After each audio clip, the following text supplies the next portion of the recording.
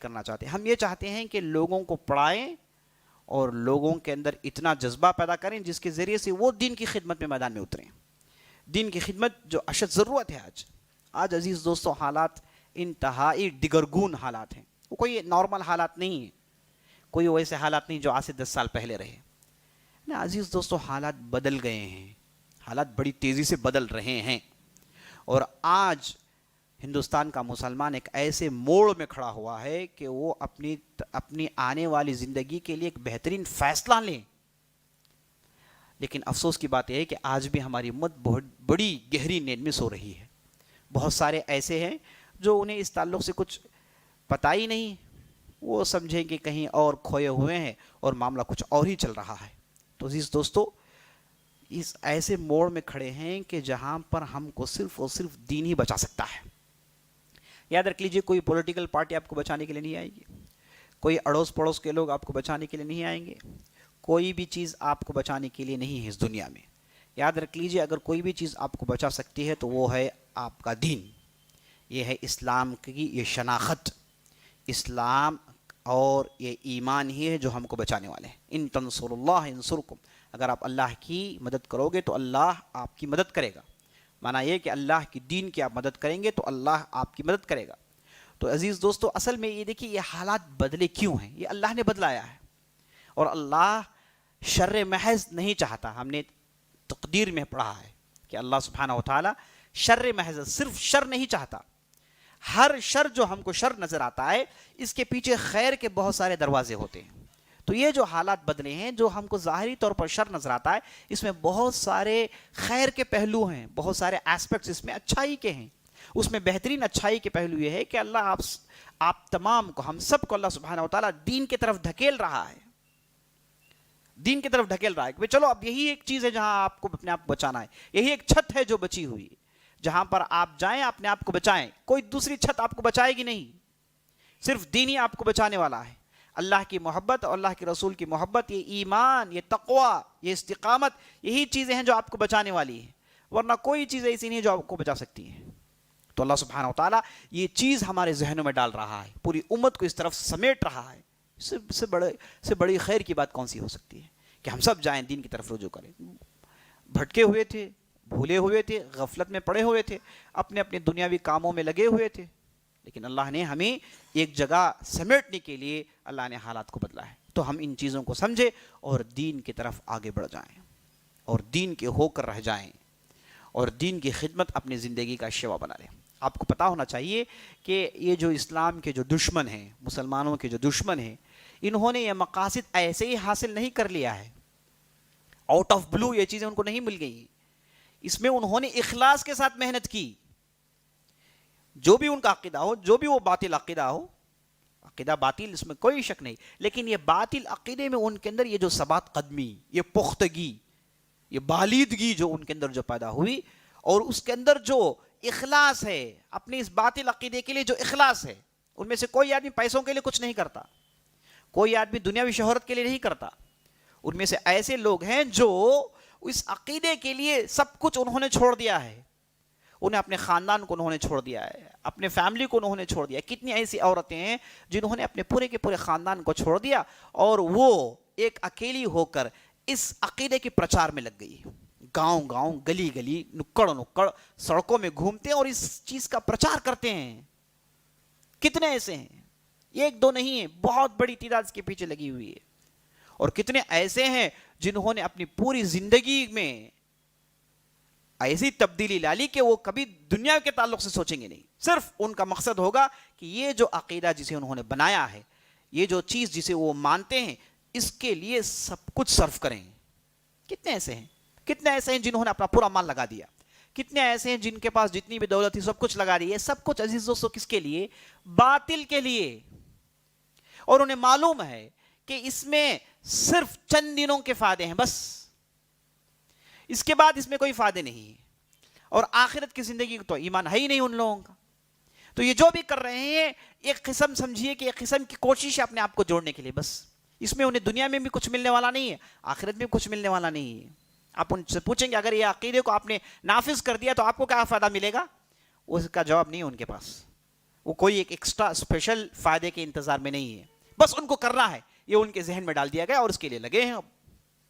عزیز دوستو، اس کے برعکس برخلاف آپ اس اسلامی عقیدے کو پڑھتے ہیں، آخرت کے ایمان کو پڑھتے ہیں، دنیاوی زندگی کی اس کی غیر حقیقت ہونے کو پڑھتے ہیں، تو عزیز دوستو ہم اور آپ کے دل میں تو ایسا جذبہ آنا چاہیے کہ ہم سب کچھ اللہ کے لیے دے دیں۔ اور آپ نے اسلام کی اگر آپ اسلام کی جو ہم کورس پڑھیں گے تو اس میں آپ دیکھیں گے اسلام کا معنی استسلام کا معنی اپنے آپ کو آپ مکمل طور پر سرنڈر کریں، آپ کا تن من دھن مال سب کچھ سرنڈر کریں، یہ آپ کا دین آپ سے چاہتا ہے۔ یا ایھا الذین آمنوا ادخلوا فی السلم کافہ، ہے لوگوں جو ایمان لائے وہ دین میں مکمل طور پر داخل ہو جاؤ، دین میں مکمل طور پر، یعنی وقتی نہیں کہ بھائی میں ایک چھوٹا سا کورس کروں گا اور اس کے بعد معلومات جمع کر لوں گا اور اس کے بعد میں غائب ہو جاؤں گا، یہ وقتی طور پر نہیں عزیز دوستو۔ اسلام یہ کوئی موسم نہیں ہے، یہ کوئی ٹیمپروری حل نہیں ہے، اسلام زندگی ہے، زندگی، اور ہم کو چاہیے کہ اسلام کو اپنی زندگی میں لائیں۔